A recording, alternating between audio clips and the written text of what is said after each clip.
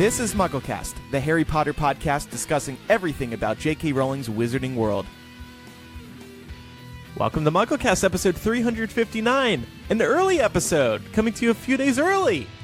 I wonder why. What happened? I don't know. We just thought we would record on a Tuesday night. You know, on the last episode, I said my brother's coming in. It's going to be his birthday, and now it's his birthday. And it was Ryan's birthday wish, wasn't it, that he Yes. that he'd be on MuggleCast? For his birthday, he received 12 hours of MSNBC talking about Rex Tillerson and a new Fantastic Beasts, the first Fantastic Beasts Crimes of Grindelwald trailer. It took us all by surprise. Amazing. Yes. Pretty amazing. We are here early to talk about it. We're going to go scene by scene, and actually we're going to record a second episode right after this, which will be released on Monday, to get out all of our listeners' reactions to the trailer. So we have a lot to talk about. The next two episodes are going to be all trailer all the time. Eric, what was your general reaction, your first impression to this first trailer? I was very, very pleased with the length of the trailer. I was not expecting a full 2 minutes, first of all, because this is the first video that we've got for this film. So that when I saw it was 2 minutes, I was like, oh, this is going to be a great ride. And I think that it is very much a great ride. It's a roller coaster.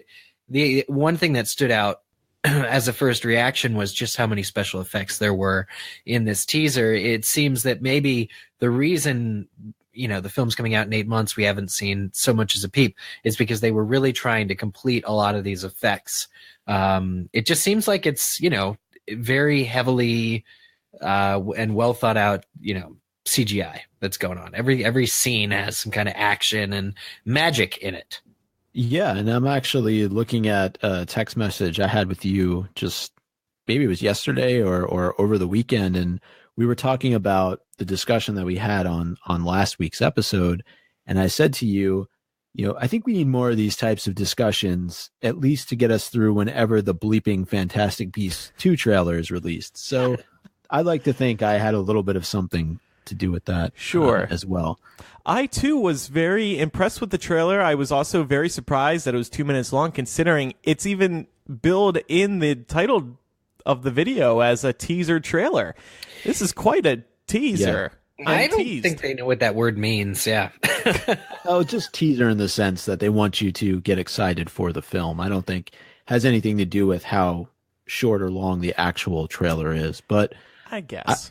I like the balance of the different characters that you got to see, and some of them obviously are very new to us, and if you blink an eye, you may miss some of them. So I did like how they were able to mix that in with, as Eric, you said, some of the special effects. There's beasts. Again, if you blink an eye, you may miss some of them, but I just like the overall feel of it. It wasn't too much Grindelwald, which I think a lot of people were concerned about. He makes one appearance at the very end, and that's it. Or maybe a few others in there with his back turned to us. But aside from that, I thought it was a good, sense of what's to come in this film later on this year. So let's go scene by scene, and we'll discuss everything kind of at a owl's eye view in this episode, and then in the weeks to come, we may dive deeper into certain scenes depending on what analysis we read online, what our listeners have to say. So the trailer starts off pretty epically. We get this sweeping shot of Hogwarts, and it's like, whoa, wait a second. What franchise am I watching right now? What film series am I watching right now? I can only imagine being like a casual Harry Potter fan, and you're sitting in the movie theater catching Ready Player One later this month, and you suddenly see Hogwarts, just Hogwarts. It's like, what on earth am I looking at right now? Hogwarts looks great, y'all. It does. Is this... Okay, Not so... destroyed. Yeah, it got undestroyed. It's back. What? Okay, so actually what I kind of find very interesting is how in the first Harry Potter movie, Sorcerer's Stone, Hogwarts looks so different than it did by the end of the Harry Potter film series.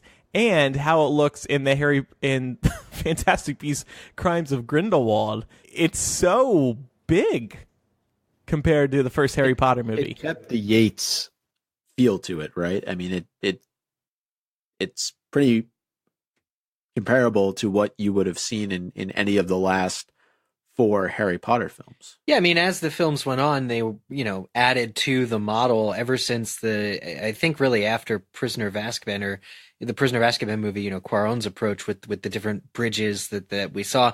There's really been more or less a definitive version of Hogwarts since then. And, if you go to the studio tour, they have an entire room of the model, and I'm pretty sure this is likely that same model. This is the definitive Hogwarts. This is very much, unless there's a part of 1920s, 1930s Hogwarts that was destroyed and doesn't appear later, we're not in for too many surprises. That said, all the familiar areas can be reused. We'll actually get to that in a moment as well. But I have a question for both of you as we continue through this trailer. I did not think you were able to apparate at Hogwarts. Oh, well, you're jumping. The first thing that happens is in this trailer is people apparate right in the middle of the bridge. Unless you're Dumbledore, of course. Yeah. Can I just go back even further in this trailer? Yeah. So the very first second and a half. Is it Star-Lord? You see. I see Star-Lord. What I believe is the widest view of Hogwarts' locale yet. Have we ever seen a shot of Hogwarts from such a distance? We see these huge mountains. It sits next to this river, and I guess we've seen that in previous Harry Potter movies. But beyond that, we see these huge mountains, and I just think that's so beautiful, and it's so nice to see Hogwarts from this distance. We don't see it often, but we have seen these mountains before. Like, we've crested that mountain, I think, 2 or 3 other times. Okay. I need to go on a new hike to Hogwarts in the Harry Potter movies. Crested the hill. But anyway. Yeah. So Micah, this is one of the things that fans have been talking about today. We see a couple of people apparating onto the bridge. Actually, the bridge that we see at the end of Deathly Hallows, isn't that the one true? That's destroyed? Yeah. The one that they all stand on, and Harry breaks the wand and throws it over. Is that on? See, I don't think WB was thinking this, but that's kind of epic. That like the last shot we had of Hogwarts in Deathly Hallows Part 2 was on that bridge, and the first shot in this new series of Hogwarts that we're seeing is once again at that bridge. We don't know. Yeah, I like that a lot. We don't yet know if this is the first scene we'll see of Hogwarts in the film. I just mean in the trailer. Yeah, absolutely. Cinematically, 100%. It's interesting though that you say that, because I have a similar type of comment as we move through the trailer as it relates to Hogwarts. But I like that point that you just made. I think that it's certainly possible that Yates or Heyman had that in the back of their mind. They said, look, the first time that we do go to Hogwarts in Fantastic Beasts, we're going to make sure that we start right where we left off with the Potter series. That's pretty cool. Yeah. This is so poetic. And up until this time, we weren't sure kind of how much Hogwarts we would be getting. They did in fact film scenes that were set, on location, previous locations that had been used for Hogwarts. We knew we'd kind of see Hogwarts, but it was sort of a jolt to the system seeing it in the trailer, and more than one location in Hogwarts that we see here. So let's talk about this apparating business. It's well known in Harry Potter canon that you can't apparate onto Hogwarts grounds. I read about that in Hogwarts: A History. So why is it that we see 2 people apparating here? One theory that I'm seeing is that Dumbledore added this when he took over at the school. Yeah. During Fantastic Beasts, he's only a teacher. Mm-hmm. Right. I think that Dumbledore added his own level of protection to the school.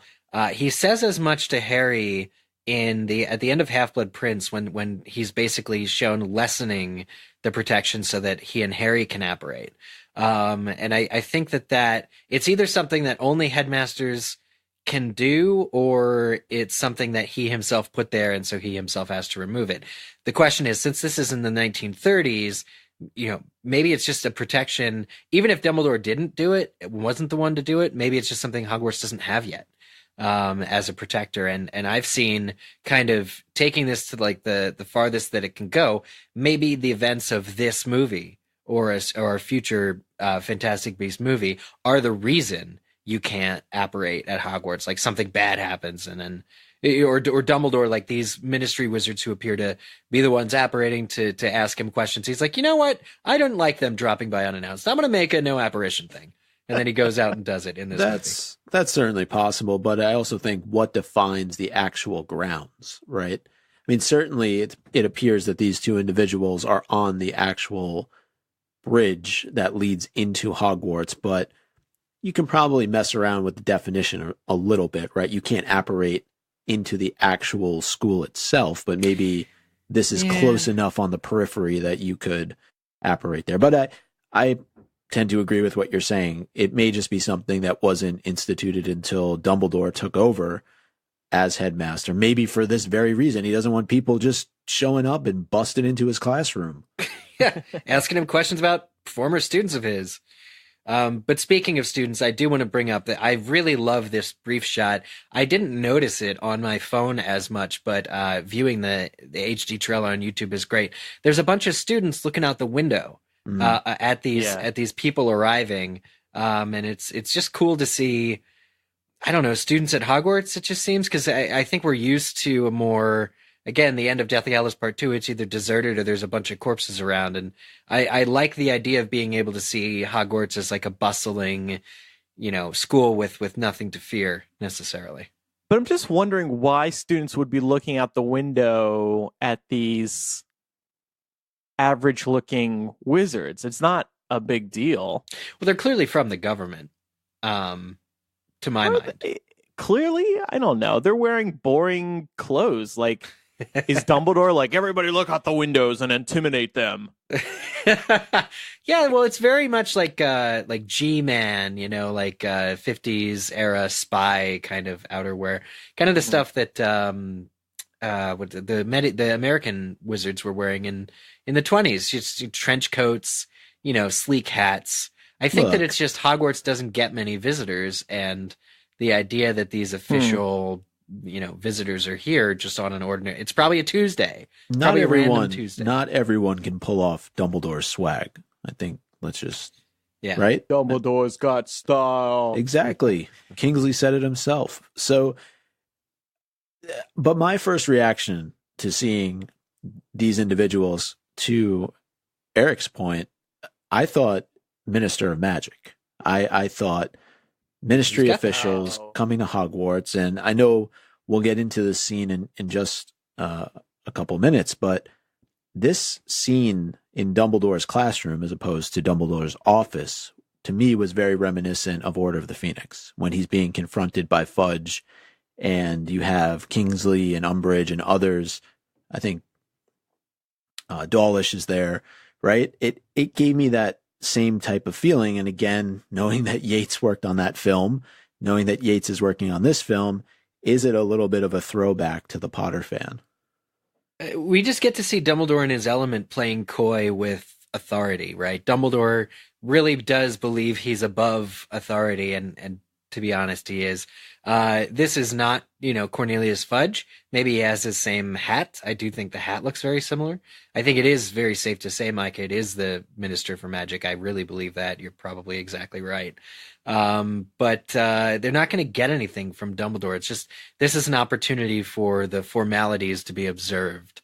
And for that, I really like this scene, and I think it is reminiscent of the more governmental themes in movie 5 you mentioned, and the later Harry Potter films, about how the government and Hogwarts work together or don't work together, and knowing J.K. Rowling, it's probably very much intended to be put on display here, how the politics of it all kind of work. And we are dealing again with adults, so we're going to see a lot more of politics. We're going to see a lot more of politicians walking around and trying to prevent war or search for war, more so than we did when everyone was a student.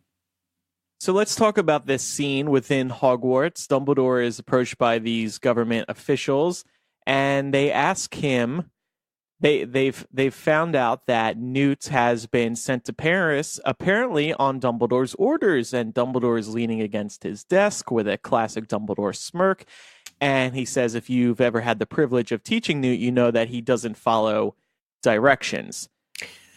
Not sure what that means yet, nor do we find out in this trailer why Dumbledore has set Newt to Paris. Presumably it has something to do with Grindelwald if the government is getting involved. Yeah, it's unclear if Grindelwald has escaped yet at that moment when they're visiting Dumbledore. Yeah. We kind of see that later, but it could be out of focus. But I think that this whole Newt aspect is very interesting, considering I'm pretty sure Theseus is one of the men in the background. I'm pretty sure Theseus Scamander, who is the one who's supposed to be hunting Grindelwald, is in the background there on the right-hand side. I could be wrong. I think they show the scene a couple times. So it does look like him a little bit. And one of the articles that I read pointed out that the minister type character is played by the actor Derek Riddell, who was cast as Travers. So we spoke a lot in previous episodes about Travers and that name being associated with Death Eaters and Voldemort's followers later on. So I don't know who the Minister for Magic is at this time. It could be Travers. I'd have to go back and kind of look at the history of ministers, but certainly this is somebody who is a high-ranking official within the ministry. Huh. That's really interesting. So I'm confused why whatever Dumbledore is doing, there's definitely something more deep and sinister that I think we'll get to learn here, because it's unclear why Newt isn't working with the government, why Dumbledore and Newt aren't working with the government. You'd think they could be open about what they're doing, but for some reason, the government and presumably Newt's own brother doesn't know what he's doing. It doesn't know what the mission is that Dumbledore sent him on. So again, you have Dumbledore kind of flouting authority and coming up with maybe more of a grand plan that the government either will not buy into, or in this case, he's just not giving him a chance. And mind you, this is our first introduction to Dumbledore in this series. He is going yet again head to head with authority, head to head with the government. So we always, talked about when he would butt heads with Fudge, and he seems to have a history of this. Also, he looks great. Can we all agree that Jude Law looks amazing? Just said earlier, outfit. He's got the swag, man. The yeah, three-piece. Man. That tailored suit, and I'm part of a Facebook group, and everybody was flipping out and going, "Man, that butt," or "DumbleDAYUM." So DumbleDAYUM. DumbleDAYUM. DumbleDAYUM. Yeah, I mean, it's just, it's really, he looks great. I can't believe you get a lot of Jude Law and his butt, and his perfectly shaped butt in this trailer, according to my friends. The other big quote unquote scandal of this trailer, there's only two. Is that this is the Defense Against the Dark Arts classroom. It is indisputably the same classroom that is used for Defense Against the Dark Arts classes in the Harry Potter movies. 100%. So people are wondering, what is Dumbledore doing in that classroom? Because we know he taught Transfiguration. Is that right? The question? What's the Transfiguration teacher doing in the DADA room? Are they rewriting canon a little bit to make him a DADA teacher, or does he just happen to be in there for another reason? Look at all those people. I mean, you need a room that can accommodate that many people that are showing up. Well, I would also point out that for whatever reason, the desks in the classroom are pushed off to the side. So maybe he was in there for a reason that isn't teaching. Here's what Pottermore has to say about it. It says, recognize that classroom ? We do. As Dumbledore is not headmaster of Hogwarts at this stage, the Ministry of Magic appears to be visiting him in the Defense Against the Dark Arts classroom.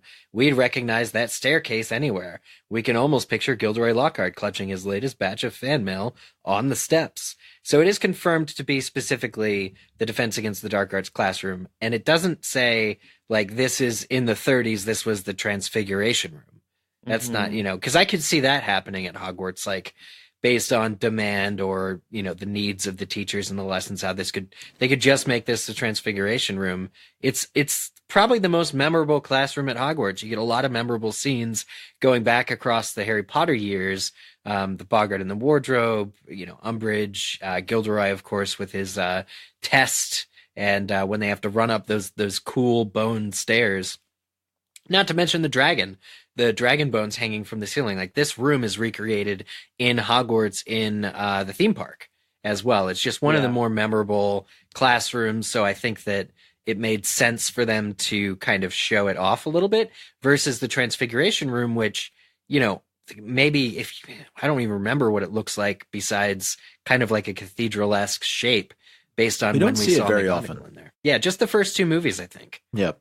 And maybe maybe Grindelwald is pretending is drinking Polyjuice potion again, and this time he's Dumbledore and he forgot which class Dumbledore teaches. Certainly possible. By the way, Dumbledore, what are you doing in the DADA classroom? I teach it. That raises no, you don't. A very interesting question, though, is who is the Defense Against the Dark Arts teacher at this time?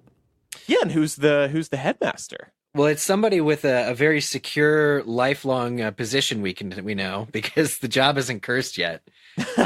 So I'd like to learn who's living the dream and having like a really good, secure position as the Defense Against the Dark Arts teacher at Hogwarts. Rebecca is listening live on patreon.com/MuggleCast. She says, could be more tenured teachers get bigger classrooms/offices. Christina says, could he have been subbing that day? That would. I want to see Dumbledore as Defense Against the Dark Arts teacher. We just know that he's not. So subbing could be a cool excuse. But again, the desks are pushed off to the side. That might mean something. There is always an interesting kind of plot hole sort of loop sort of thing.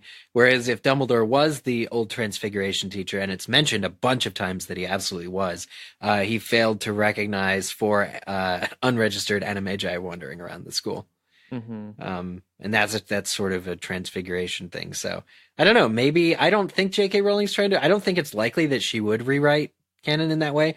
Odds are it's just it's a recognizable classroom to throw in the movie, and I'm not sure 100% that it has an explanation that we'll ever really get. Yeah, he's allowed to be in more than one classroom. That's my answer. So. Moving along in this trailer, we do see a shot of Dumbledore and Newt meeting in London. We actually had a still of that released a few weeks ago during Celebration of Harry Potter. Don't really know what they're doing in this meeting. It might be their first meeting together in this movie. Yeah. With Dumbledore giving Newt directions on what he wants him to do. Mm-hmm. And moving. Oh, you skipped the put-outer. You skipped the scene with the put-outer. The put-outer makes a comeback. Yes. Oh, man. But who is wielding it? Who indeed? Pottermore also asks that same question. There's basically the article on Pottermore that has the trailer embedded in it is like a quick, they have HD screenshots and they're asking questions and pointing things out. But they point out that we don't know who's using the put outer, but it's exactly the same effect. I think we know. Eric, don't kid yourself. Yeah. No, look, we've already mentioned a couple of times on this show throwbacks to the Harry Potter series. What better way for the second film to open potentially than with Dumbledore using this to meet up with Newt somewhere in London? It could very well be Grindelwald. Although now I'm like zooming in. I'm going to take this and enhance the image. I'm going to brighten it to see if I can make out the face. It actually looks like the back of Colin Farrell's head. He's back. It's Graves this time, not Grindelwald. Right. I was going to say it's Grindelwald, and Dumbledore gets the put-outer off of him once he kills him. I don't know. It is very reminiscent of Sorcerer's Stone, though. It is. That is a good observation. But going back to the conversation that you just mentioned between Dumbledore and Newt atop some building in London, looks like Dumbledore is facing Big Ben, potentially. That That's Maybe. not Big Ben. No. No. Does Big Ben have a black face? I don't of the know. Clock? No. Yeah, I don't know. No, it does Maybe not. maybe they're in France. Maybe this is Paris. They could be in Paris. I don't think so, because a shot previous, you see that London telephone booth. Oh, yeah. That's a fair point. And you But see a sign for the underground. Newt's reaction to Dumbledore is very much student to teacher, right? He looks kind of sheepish in his approach towards Yeah. Dumbledore. I would agree. Yeah, Newt, and he seems to be wearing mostly the same attire as we last saw him in. So it's a nice, refreshing kind of throwback. And even there's actually a quick shot 15 seconds earlier of Newt in his classic suspenders as well. And he's piecing together I guess a postcard for Paris. But it's very brief. But seeing Eddie Redmayne, being reminded that this isn't just a Harry Potter film, that this is in fact Fantastic Beasts. Newt is the first hero of the new franchise, the first returning character from Fantastic Beasts 1 that we see. So I really do like that. And I think, there will probably be, he will still be the hero of this film. Mm-hmm.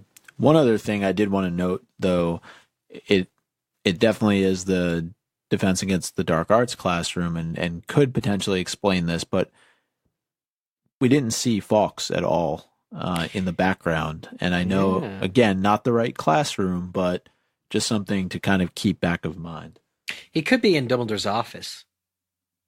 He could be. Yeah, but I see what you're getting at, and I think it's quite possible that Newt hasn't given Fawkes to Dumbledore yet. Also, this quest now that Newt has been sent on by Dumbledore, we know that he is headed to Paris. We also know that that is where Nicholas Flamel is. So how does he tie into this larger story? Given that he's been cast, yeah, I think it must have something to do with Flamel. So the next significant shot we see is this shot of Grindelwald speaking to, according to Pottermore, what are probably supporters. Yeah. Actually, I'm not sure. Pottermore doesn't say supporters, but the reason that I think they are supporters is, you just look at this environment. He's not on trial or anything. There aren't guards surrounding him. He's clearly doing his own thing.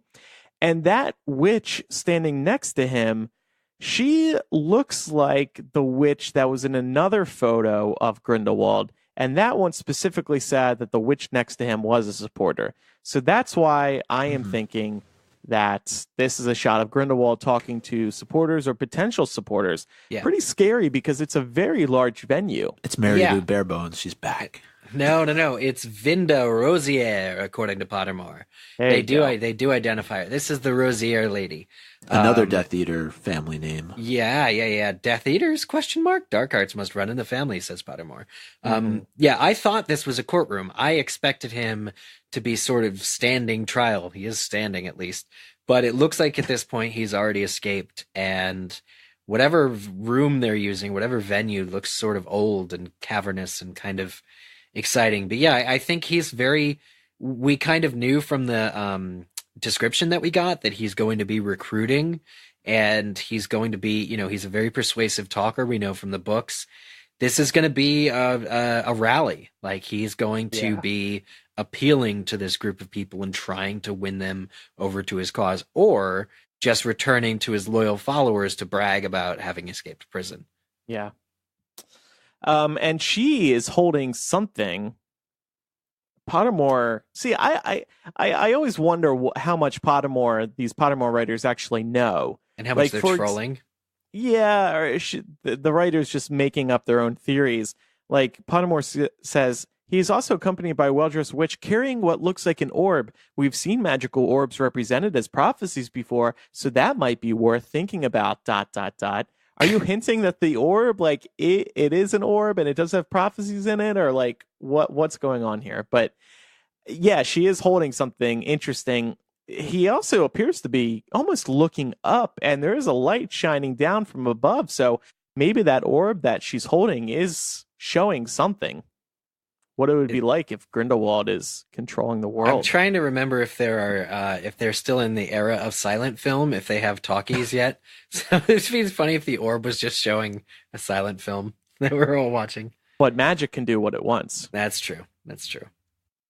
Then we get a couple quick shots of Tina and Queenie in Paris. Both of them by themselves look like they're doing something. They're up to something interesting. That is a comment I had, that we haven't seen all of our heroes together, and we go the whole trailer without seeing them all together. They're either in pairs, but honestly, they're barely in pairs. They're mostly just alone.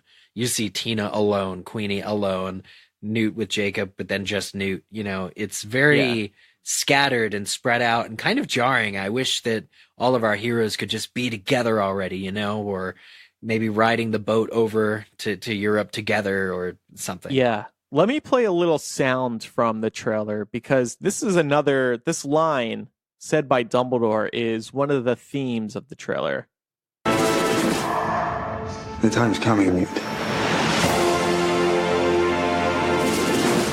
when you're gonna have to pick a side. Here you go. So when Dumbledore says the time's coming when you're going to have to pick a side, they cut to Tina. Now, in a synopsis for Fantastic Beasts 2, there was also this language about the characters having to pick sides.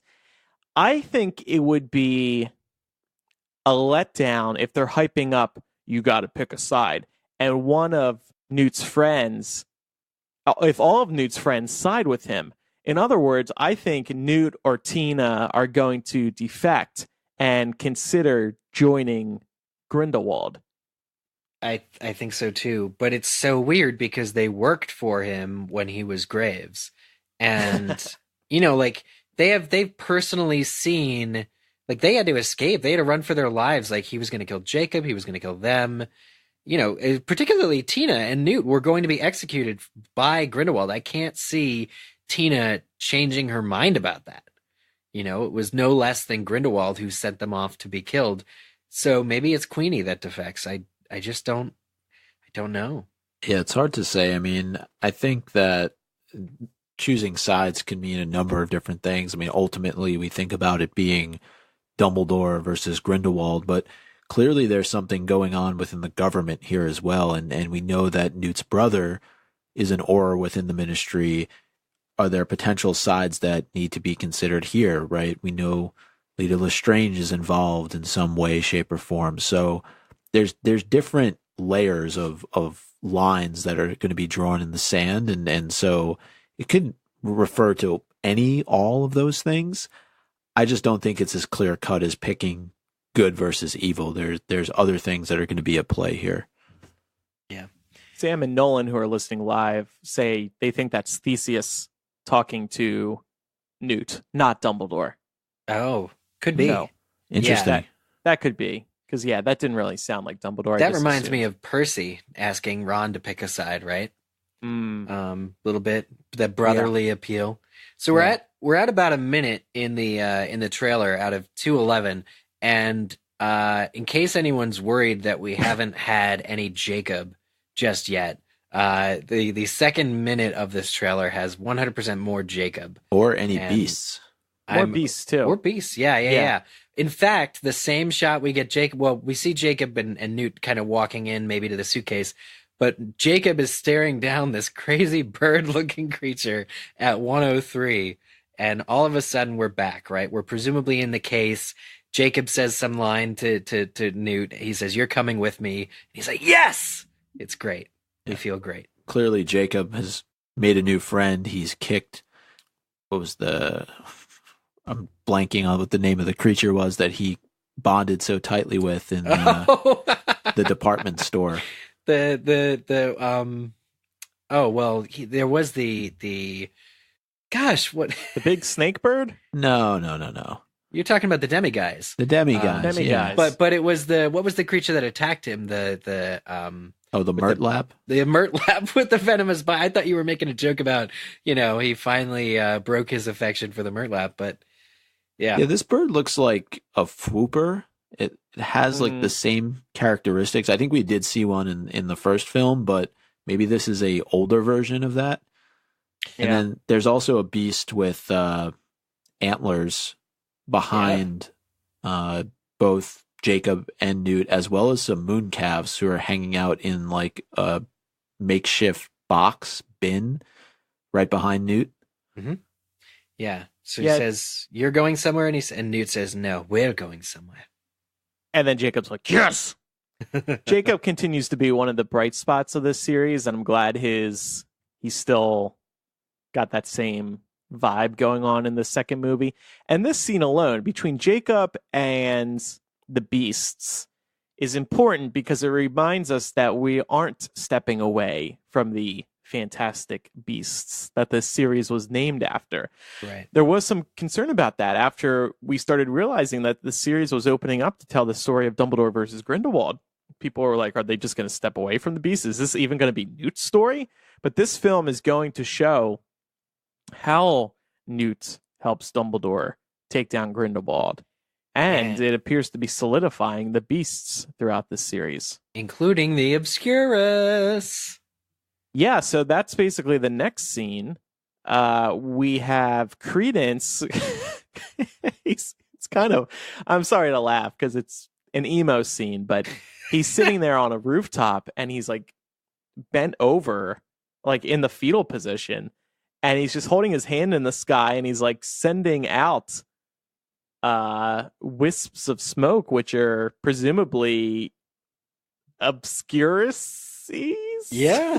This is the parasitic magic in him. He's clearly befriended this Claudia Kim character, the Maledictus at this point. She's there with him, and she is presumably going to help him through this, like talk him through kind of being an outsider. But I think this is probably a very tender scene where he shows her how, the power or the evil or the magic that lives within. And I think she's going to be maybe terrified, but she's got more importantly, though, he's demonstrating to her his ability to control the obscurus, right? Which we know her condition is something that supposedly is not controllable, right? She just changes into this form. I wonder if she's going to be able to learn from him how to be able to sort of harness that type of magic. One would hope. I did see one of our listeners on the MuggleCast patrons Facebook group said that Pottermore confirms that she turns into a snake. So I'm pretty worried. I don't actually see that yet on Pottermore, but yeah, she is said to have a blood curse, and she and Credence are clearly kind of a peas in a pod of sorts. What that listener was referring to is this photo on Pottermore from the circus that shows the billing for one of the acts, and it says the word Maledictus at the bottom, and then there are also the French words "en chair et en os," which means in the flesh, and then a picture of a snake. So, gosh. And then this also kind of ties into the Claudia Kim is Nagini theory. Yeah. I think it's going to be real, honestly. It's the loops here, or like the universe is smaller than we ever could have imagined, everybody. At the bare minimum, it's Nagini's mom, right? Yeah, right. Nagini's been around for that long? That's what we're supposed to think? Yeah, Nagini's special in a lot of ways. But yeah, I think there's something else coming later in the trailer that just blew my mind too, but I think it is a very, very, very small universe. Like remember when we found out that Leta Lestrange is not only an ex-flame of Newt's from school, but is actually married or engaged to his brother? Right. It's just like things like that are going to completely close what could have been a very expansive story. Everybody's going to be somebody's brother or somebody's fiance by the end of it. But I do think, going back to what I said earlier, the trailer has done a good job of introducing already, we're, I know, just over a minute in, but certain characters, if not by name, we've talked about, obviously, Dumbledore, but Travers, Rosier, this Maledictus, we're getting there, and we're starting to meet some of the new characters that are going to play a role in this series. And the next scene that we head to, I really enjoy a lot, because I really like what the series is doing by taking us to these new parts of the world that we've never experienced magic in before, right? They did it in the first film with Makusa, and now presumably we're inside the French Ministry of Magic. That's what it seems like to me. Yeah. We're like inside a sphere, it looks like. But interestingly, all the walls have magical screens, for lack of a better word. They're constantly moving, and what we see at the top of the sphere rotating are photos of beasts and their names in French. Yeah. Like le Nifleur. and I saw a comment, I forget where I read it, that this structure is very reminiscent of the Louvre in Paris. The Louvre? The Louvre, sorry, in Paris. Mm-hmm. And it would make sense because if you go back to what they did for Makusa, right? Didn't they take it after an old building in downtown New York City? Yeah, the Woolworth building. The Woolworth building. And I can see this being, gosh, maybe it's like legit just in the Louvre somewhere. There are presumably like Greek statues or statues of creatures or what would appear to be humanoid, either people or creatures, in sort of different places along the upper deck, the upper railing. So I could see this being an area of the Louvre, just easily hidden among how deep. They say you can spend like weeks and weeks and weeks and weeks and weeks in the Louvre and never see everything there is to see. And that's even more true. It'd be just like J.K. Rowling to have, an entire faction of the French wizarding world be under or in the Louvre as well. Right. Yeah. And it appears that is where we saw Tina earlier. It's also where it appears just a couple seconds from now we see Queenie as well. So what are they up to? What are they snooping around doing in this place? Yeah, are they authorized to be there? Right. I think snooping around is the key word there. I think we'll see an action-packed scene in which they are trying to steal information and get it out without being noticed. A couple shots later, we see a glimpse of Leta Lestrange. She appears to be at some sort of gala. Oh, it's the Yule Ball. It is Leta. It's the Yule Ball. It's the French Yule Ball. There is a very formal dance for adults that she's at. It's crazy. Looks great. Yeah. We also get a shot of, again, where we're sticking with the beasts and Fantastic Beasts. We see a shot of Newt underwater riding what looks like a giant seaweed creature. I think it's a Kelpie. It's a Kelpie. I think it's a Kelpie. Oh, okay. Yes. All right. Was that in the Fantastic Beasts book? Yes, it is. Yes, it is. Then we see a shot. Now, I'm noticing this for the first time, the details in this shot. I guess it's Dumbledore. Who knows? There's tons of information projected on walls of what kind of looks like a dungeon. And I'm noticing the words Lestrange pop up a couple times, including Leta Lestrange on the bottom left side of the brightest spot. Huh. Yeah. This is actually Dumbledore's tattoo, just magnified up on, and he's in the London Underground right now. I noticed this too. It's a little like CSI Criminal Minds. Yeah. It looks like that meme where like somebody's up against a giant bulletin board with documents and lines going from one document to the other all over the place.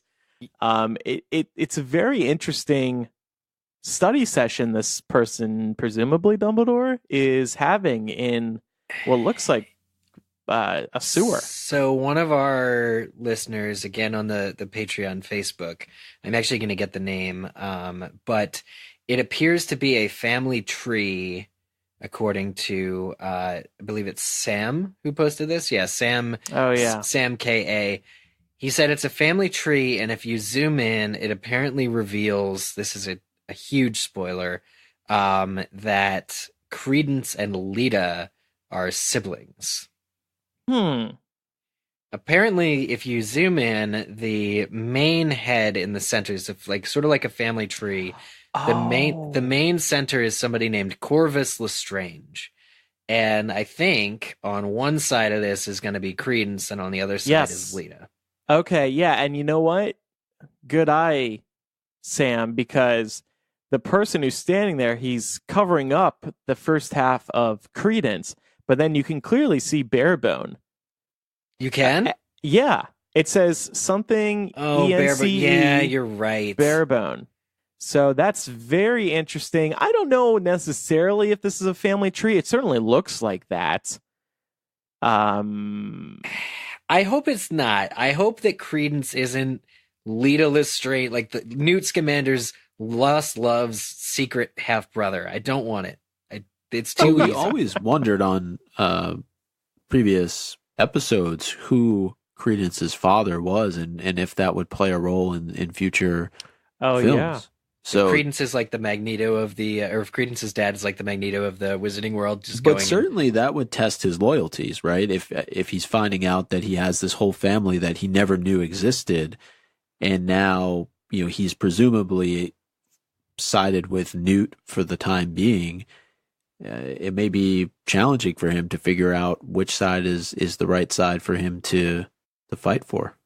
I want to go back to the Kelpie real quick. I read this info on the HP Wiki. Able to take any form, a Kelpie is a shape-shifting water demon. It usually chooses that of a horse with a bulrush mane. After luring unwary travelers onto their backs, they drag them underwater and eat them, allowing the entrails to float to the surface of the water. So Newt is literally being taken on the back of this creature underwater. I wonder what he's doing so that he isn't like seconds away from being eaten. Sure he's got that Kelpie all under control. But it's also interesting, though, that both Newt and Jacob look to be pretty wet if we're saying that they were inside his case, but I wonder if they took a stroll through the Black Lake or something before getting there. There are some cliffs. They appear to be. I'm not an expert, but the cliffs of Dover? ? Yeah, I saw that as well. The chalky kind of mountain look. Again, just to bring it back to this particular scene, I wonder: let's say it is Dumbledore, right? Is Dumbledore looking at something that he himself has been working on for a period of time, or is he discovering this and this is actually somebody else who's been living in the sewers from the looks of it? I think it might be that Dumbledore is pondering. I think we'll see a more mobile Dumbledore, right? We always knew he disappears from Hogwarts a couple of times. He travels, right? No, but and I think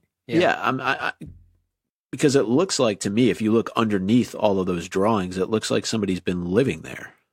Yeah. Well, there's a lot of paper and wood.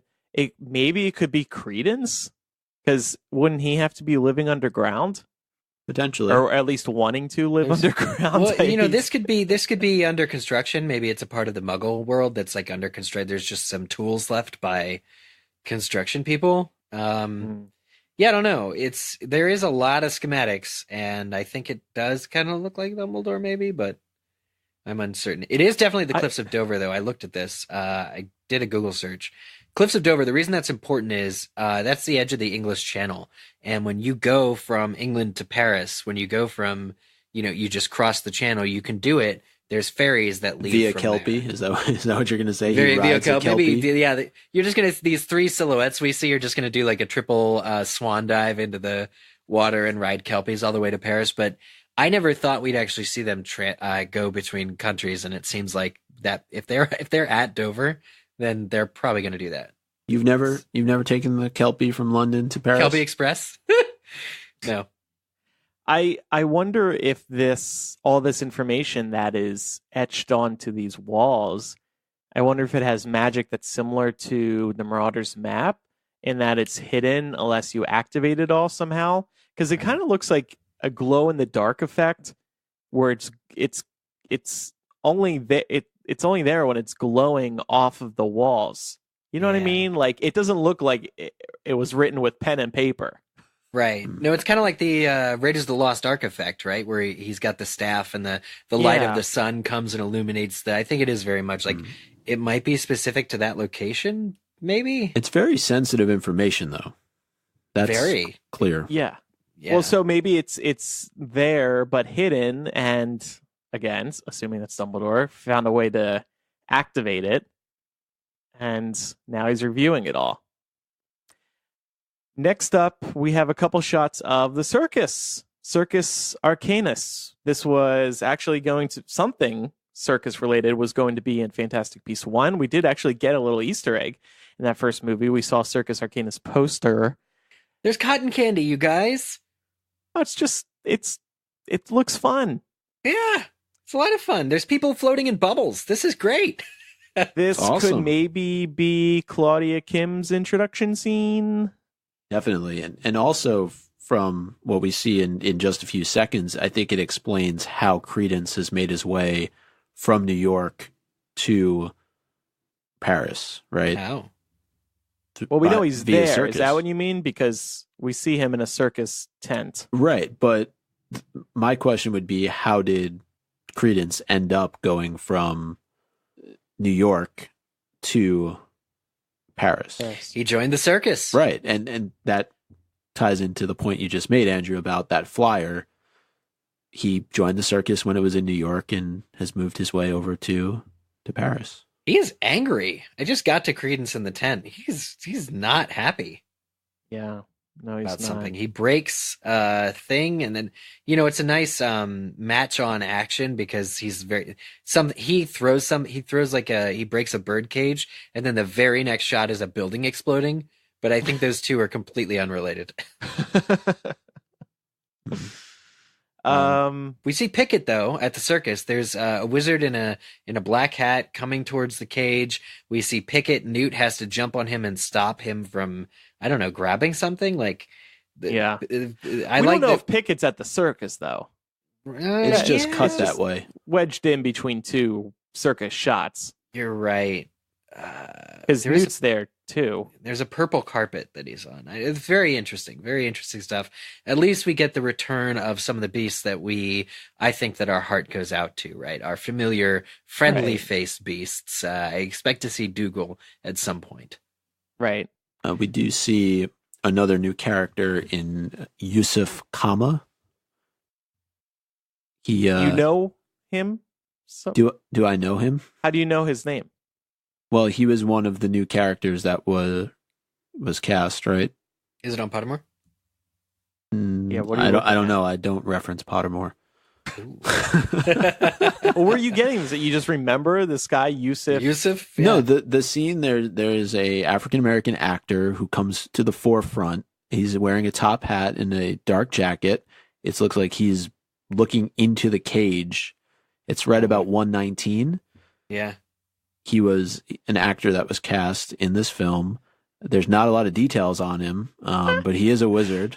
Okay. I'm just surprised you remember who this actor is. But I told you I took notes when I went through the oh, trailer. that's right. Right. I forgot Mike actually prepared for this. Never mind. I'm sorry. But I'm keeping with that theme of identifying new characters that Thank you. were mentioned to be cast in this film. So, I don't know what Credence has against bird cages. Gosh. but it is believed that this character will most likely be on the side of Newt. So I don't. Maybe he's responding to what Credence is about to do and setting free whatever beasts those might be inside that bubble.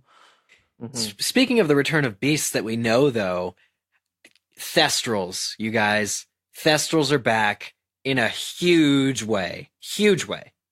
Yeah. Well, is it the way I want to say, but I'm a little afraid of spoiling, but Lego spoiled it, so maybe it's not a spoiler? Lego spoiled you. It's still a spoiler, and Lego totally spoiled you, dude. I So- read that. I guess we may as well say it. Mild spoiler warning, I guess. So the shot of the Thestrals, and this is in New York. They're carrying a carriage. This is Grindelwald's escape scene. He does escape in this movie. I guess we knew that because earlier in the trailer we see him free Yeah. and freshly cut, unlike that shot at the end where he's a mess. But Lego, minutes after this trailer debuted, they were like, hey, everybody, check out our first Fantastic Beasts Crimes of Grindelwald Lego set. And It's It's called called Grindelwald's Grindelwald's Escape, and it's got Thestrals, just like in this trailer. Now, here's the thing that may be a bit of a spoiler. Serafina Pickery, MACUSA president, is back, and she's in this Lego set, and they kind of look like they're dueling each other in the Lego set preview. So That doesn't I guess, bode well for her. It's not. Oh, you think she might die? Well, we figured that out though. She remains president until like 1929. So True. I don't think that she'll die now, but I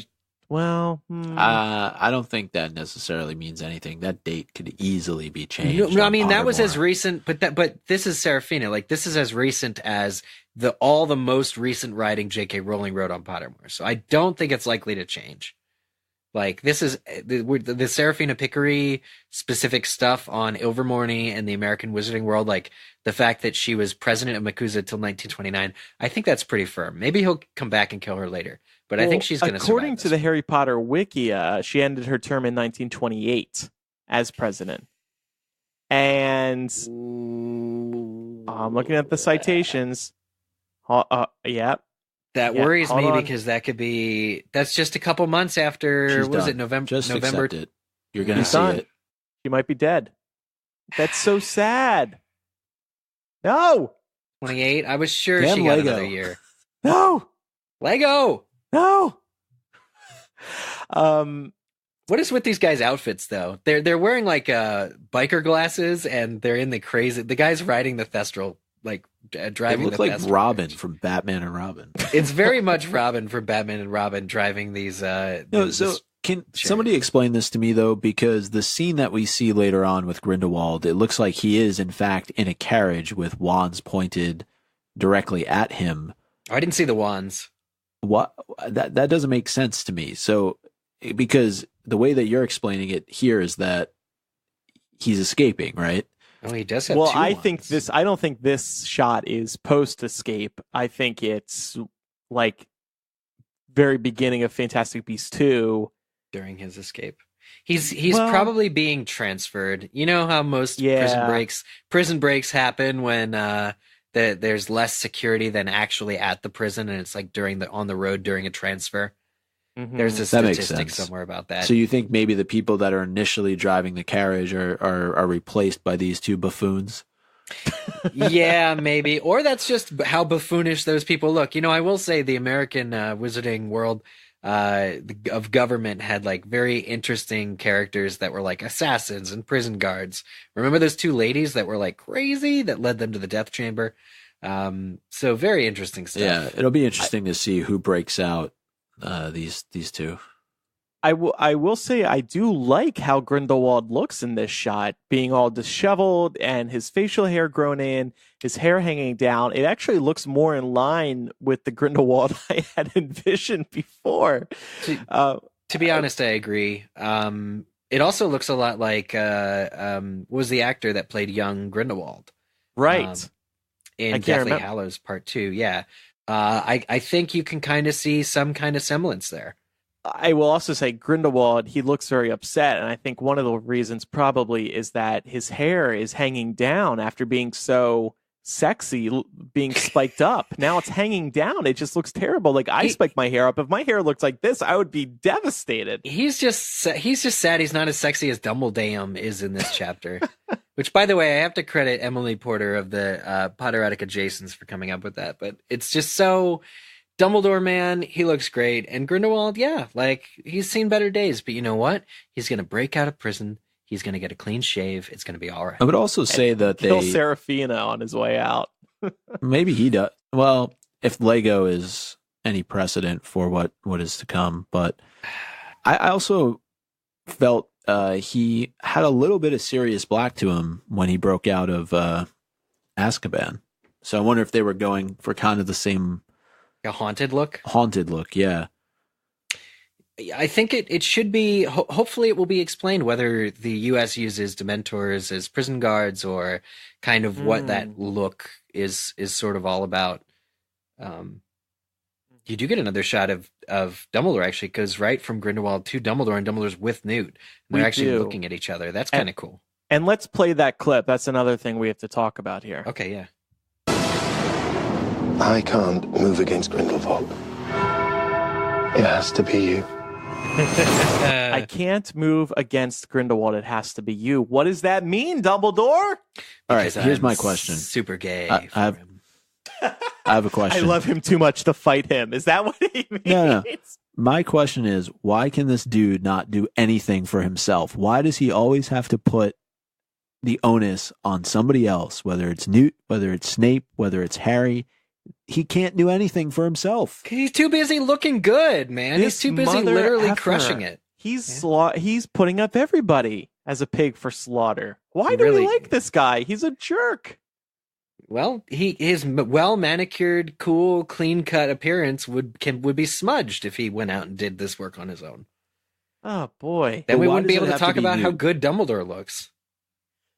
It has to be you. No, Micah, I cannot edit this week's show. It has to be you. No, but honestly, why do you think it has to be Newt? What does Newt possess? He has to. Okay. Possess something. I think I see what you're getting at. Do you mean like, is there like a prophecy? Why? Not even a prophecy, but you know, Dumbledore can't. It almost is.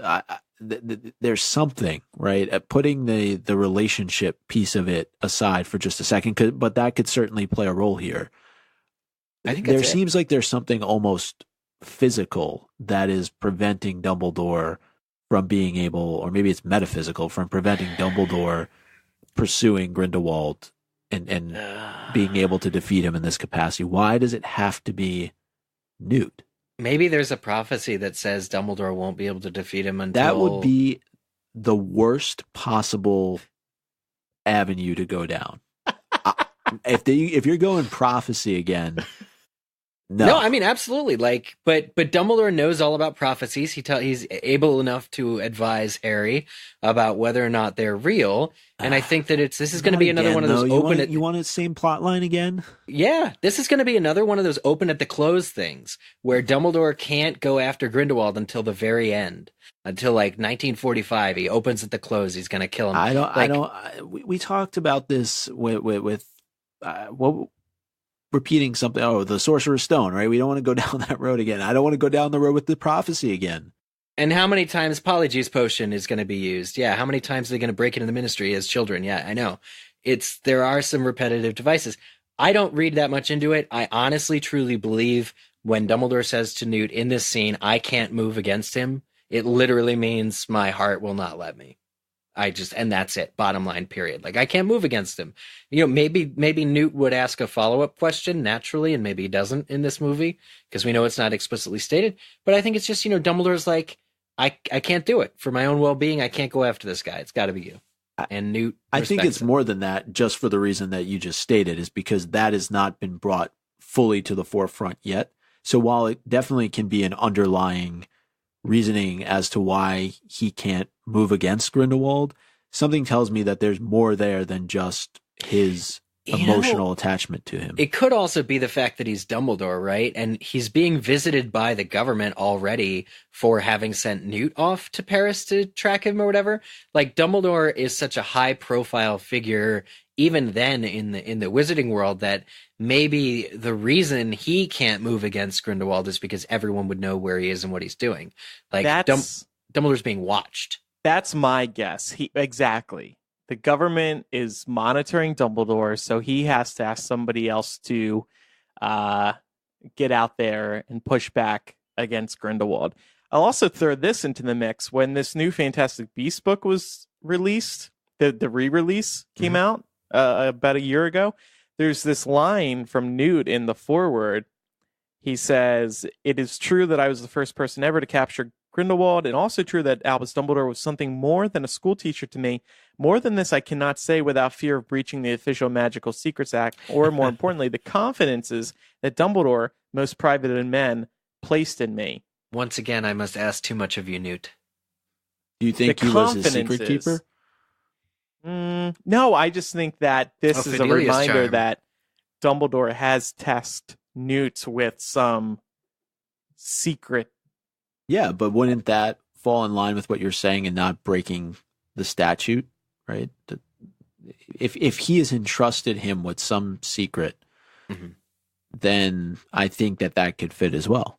Well, that's part of a larger joke, right? The joke of the Fantastic Beasts book is that some of it had to be redacted so that we don't get spoiled on the next 4 Fantastic Beasts books. So the joke is that they're still classified by the government.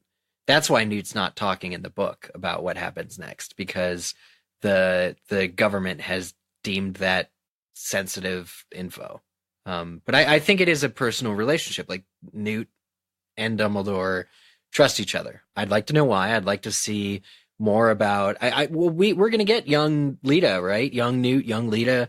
We're going to really understand, I think, what the Dumbledore Newt angle is in this movie, because I think it's going to be what propels the story forward and compels Newt to go and help. Mm-hmm. But I do wonder why Tina and Queenie, and especially Jacob, even though he's in this trailer and it's amazing to see him in this trailer, I wonder what's bringing them along. Like, why specifically are they here in Paris or in Europe or like, especially Jacob too? Like, remember, his skull is susceptible to damage. It's not a good idea to really bring him along unless it's going to be safe. Did somebody tell him it would be safe? Are they expecting it to be safe? What's going on? I do like this idea that Dumbledore can't move on Grindelwald because of his romantic interest or friendship. I think there's something there. And that would kind of be a not explicit way to hint at his sexuality. I mean, the fans already know, Andrew, okay? The fans already know. The fans know, so they don't have to include that. You know what is really badass, and I just figured out who this is? Newt is fighting alongside his brother. 100%. Yeah, so this final shot is Newt and Theseus fighting together, maybe against Grindelwald, but there's this very cool spell at the end where they both stick their wands into the ground, like at the same exact time, and it creates this wall to protect them, I guess. Barrier. It's super cool. I loved that, especially with the music. Like, that was my favorite shot of this trailer, because they hold their wands into the sky and then really just shove them down into the ground. And by the way, I have it freeze at just the right moment. They're in a graveyard. Yeah, they are. And it's also interesting that it immediately transfers to the hollow symbol right after that. Yeah. Do we know who's in possession of the Elder Wand at this point? You know, I'm glad you asked, because that actually goes into something to do with that we're going to bring up on our next episode about the new Wizarding World logo. But Dumbledore is not the one in possession of the Elder Wand at this time, and that's confirmed. But we don't know if and when Grindelwald gets it. So, well, he steals it from Gregorovitch. Oh, when he was young, I guess, right? Yeah. So, okay, yeah, then it's definitely Grindelwald. That could also be a reason why Dumbledore can't move against Grindelwald. Because he'll die. But clearly something eventually. I also think, too, in addition to the feelings that he may have for Grindelwald, there's also the Ariana element of it. And I wonder if Grindelwald has a way to use that against Dumbledore to manipulate him, when they eventually confront each other, because we still don't have all the information as to what happened there. We just, obviously know that she was killed. A lot of theories that she is an obscurus or was an obscurus. So I wonder if it's just, it's the history that they've shared together too, that, he's able to use those pain points against Dumbledore, and Dumbledore just is not in a point right now where he's able to overcome them or shield himself against them. Yeah. This is a good point from Haley, who's listening live. She says, in the King's Cross chapter of Deathly Hallows, Dumbledore admits to Harry how terrified he was of facing Grindelwald again because he was afraid of having to discover the truth of who really was responsible for Ariana's death. Could this be another reason for him telling Newt he has to face him instead? I also like this theory because we are getting flashbacks. Remember, they cast a young Dumbledore and a young Grindelwald. So we might be going back to that Ariana scene, and maybe it's too fresh in his mind to confront Grindelwald over that.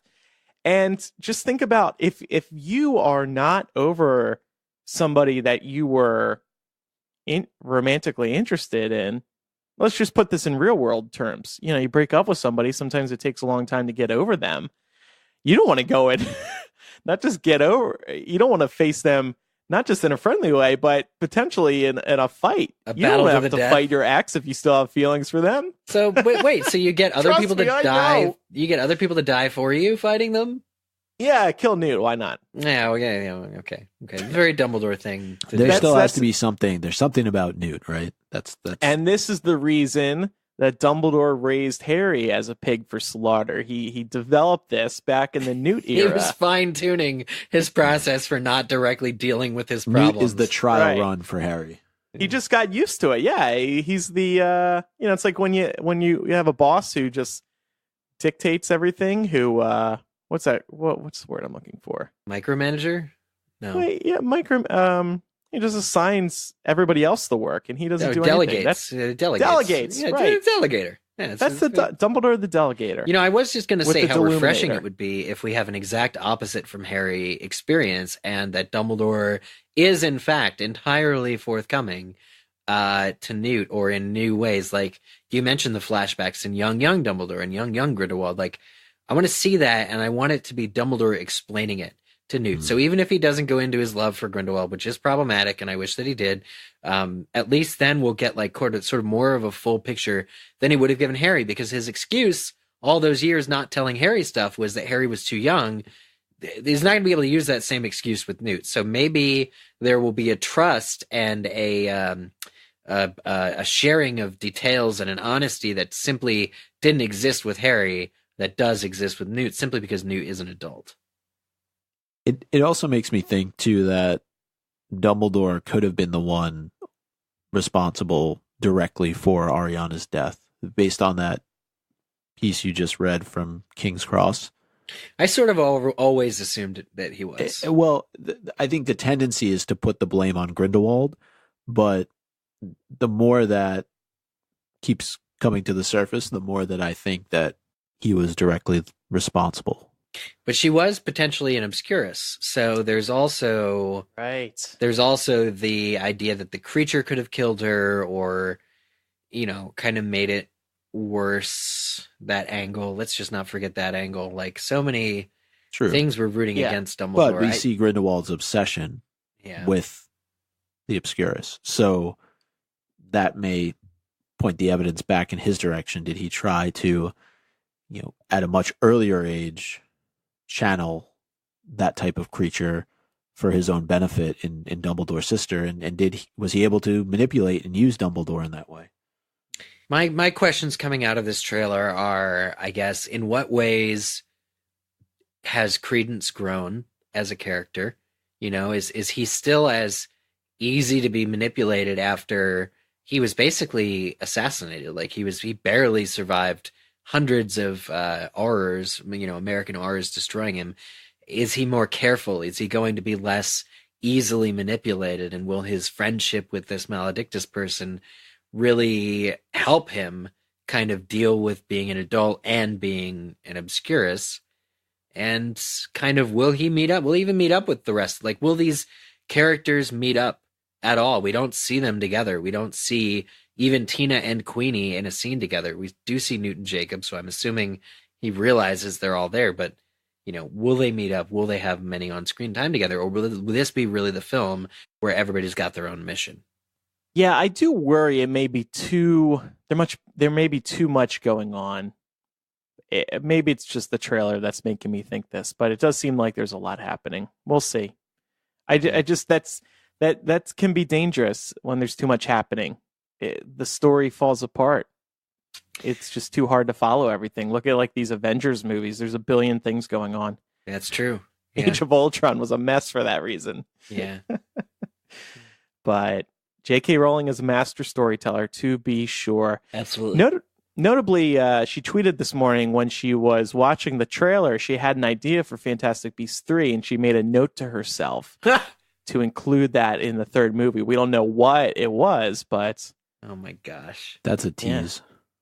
I know, right? She's going to Mage put exorcist. Dumbledore in more suits, more perfectly fit suits. I joked on Twitter she's going to explain how those people apparated onto Hogwarts grounds. Yeah. Gonna need an explanation at some point.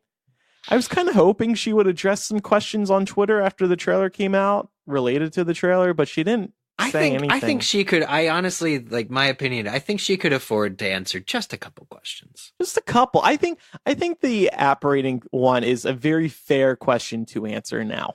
Especially because you could answer it in classic J.K. Rowling fashion without giving anything away, right? You could be like, oh, well, that spell hasn't been placed there yet, wink, right? And you're Right. like, oh my God, there's going to be something that causes it to be placed there.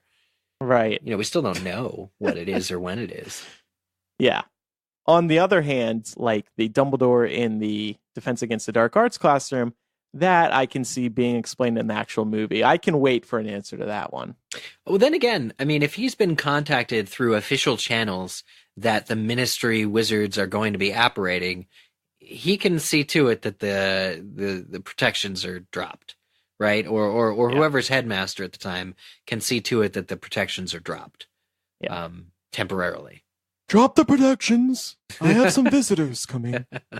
You didn't realize it, but that's what Newt and Theseus were doing in that final scene. In the They were graveyard. putting the protection up. That's the graveyard that we were promised and never saw in Harry It's Potter. secretly blood magic. Oh yeah, there is a graveyard at Hogwarts, isn't there?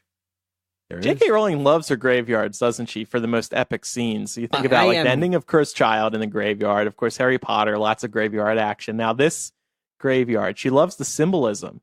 I am worried that, well, yeah, it's definitely the passage between life and death. I worry that Grindelwald will be too much of a Voldemort character.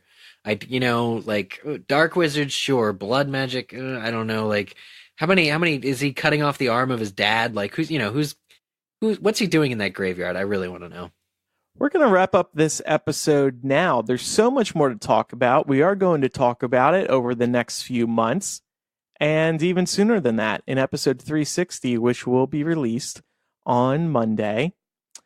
I have one question here from the Patreon chat. I'm just going to copy and paste this into our upcoming discussion regarding Credence and how he detaches the obscurus from his body. I meant to talk about that earlier, but we had moved on. So we'll save that for part 2 of our Fantastic Beasts 2 trailer 1 discussion. You know what I did just notice, guys?